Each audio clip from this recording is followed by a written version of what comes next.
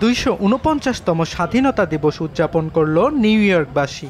শুক্রবার 4 জুলাই দেশটির স্বাধিকার আন্দোলনে আত্মাহুতি দেয়া বীর শহীদদের শ্রদ্ধাঞ্জলি জানান আমেরিকান নাগরিকরা। দিবসটি উপলক্ষে মার্কিন প্রেসিডেন্ট ডোনাল্ড ট্রাম্প সহ বিভিন্ন রাজ্যের প্রধানরা বাণী দেন।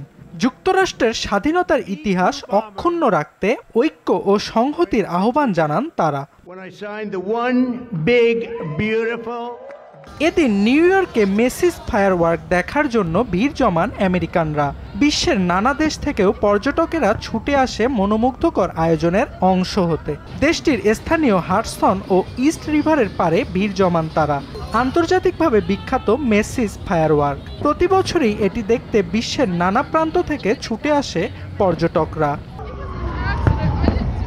1776 সালের 2 জুলাই ইংল্যান্ডের শাসন থেকে পৃথক হওয়ার জন্য ভোট দেন আমেরিকান কংগ্রেস। এর 2 দিন পর স্বাধীনতার ঘোষণাপত্রে চূড়ান্ত অনুমোদন দেয় কংগ্রেস। প্রত্যেক বছর 4 জুলাই দেশটির স্বাধীনতা দিবস উদযাপিত হয়। অর্ণব প্রসাদ, RTV।